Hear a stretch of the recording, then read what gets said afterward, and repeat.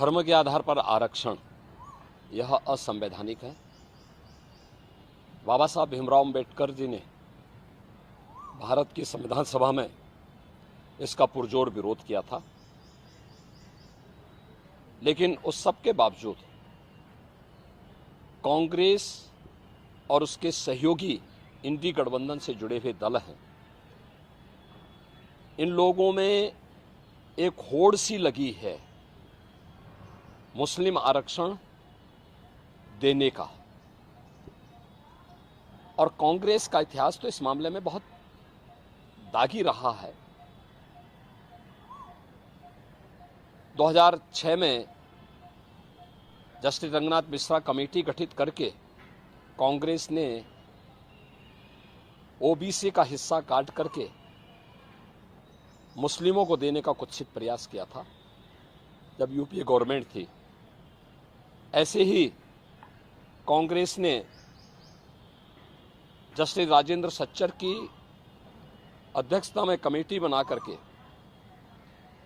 अनुसूचित जाति के आरक्षण में सेंध लगाने का प्रयास किया था। कुछ मुस्लिम जातियों को अनुसूचित जाति में शामिल करने का कुत्सित प्रयास किया था। बीजेपी और एनडीए ने उसका विरोध किया था। कांग्रेस की जब आंध्र प्रदेश में सरकार थी, उन्होंने उस वहां के ओबीसी के आरक्षण को मुसलमानों को दिया था। कांग्रेस की कर्नाटक सरकार ने मुसलमानों की सभी जातियों को ओबीसी में शामिल करके ओबीसी के आरक्षण में सेंध लगाया है। वेस्ट बंगाल के अंदर टीएमसी ने 2010 में 118 मुस्लिम जातियों को ओबीसी में शामिल करके पिछले 14 वर्ष से लगातार ओबीसी के आरक्षण के अधिकार पर उन्होंने पूरी तरह एक प्रकार की डकैती डाली है। हम धन्यवाद देना चाहेंगे कोलकाता हाईकोर्ट को, जिन्होंने टीएमसी के इस प्रकार के असंवैधानिक कृत्य पर जोरदार तमाचा मारा है और धार्मिक आधार पर आरक्षण असंवैधानिक है बात स्पष्ट कहते हुए उन्होंने सभी मुस्लिम जातियों को इससे बाहर किया है। इसी प्रकार से बिहार के अंदर लालू जी पहले ही बोल चुके हैं कि मुसलमानों को, सभी मुसलमानों को आरक्षण मिलना चाहिए। इसका मतलब आरक्षण कहां से मिलेगा? ये आरक्षण यही ओबीसी और एससी एसटी का आरक्षण में से ये बांट करके मुसलमानों को देना चाहते हैं। और समाजवादी पार्टी तो अपने जन्मजात हिंदू विरोध, अनुसूचित जाति, जनजाति और पिछड़ी जाति के विरोध का नाम ही इन्होंने बना दिया, उसका पर्याय ही बना दिया है।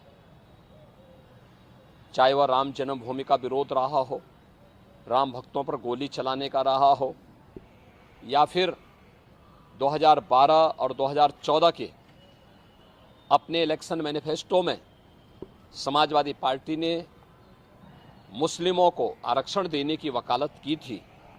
और यहाँ तक इन्होंने शरारत की थी कि तुष्टीकरण की हद बात करते हुए उत्तर प्रदेश के अंदर, उत्तर प्रदेश की उस समय की 20 करोड़ की आबादी की सुरक्षा के साथ खिलवाड़ करते हुए पीएससी की 54 कंपनियों को इन्होंने समाप्त किया था।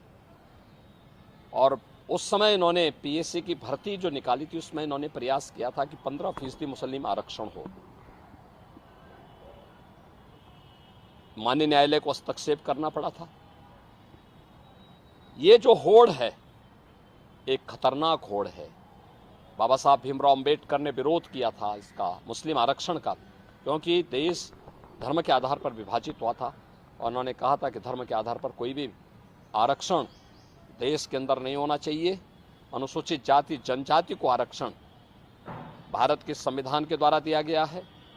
मंडल कमीशन की सिफारिशों के आधार पर ओबीसी को आरक्षण का लाभ दिया गया है।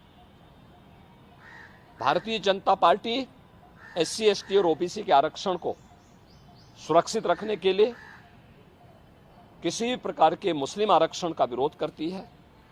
और दूसरा, मुस्लिम आरक्षण असंवैधानिक भी है और अगर इस प्रकार की कुप्रथा को थोपने का प्रयास होगा तो देश की अखंडता के लिए एक चुनौती होगी। महाराज जी, कोई कोटे में कोटा डेवलप कर रहा है, क्या इसे अगर ये ऐसा करने में सफल होते हैं तो क्या वर्ग संघर्ष की स्थिति नहीं होगी? जो ओबीसी जिनको संविधान के अनुसार आरक्षण मिला है उनका हक मारा जाएगा तो एक नए संघर्ष की स्थिति बनती नहीं? देखिए, हमने कहा ना, ये बाबा साहब भीमराव अंबेडकर के द्वारा बनाए गए संविधान का अपमान है और भारत के संविधान की मूल भावना के विरुद्ध भी है। ये असंवैधानिक कृत्य है, इसे कतई स्वीकार नहीं किया जाना चाहिए।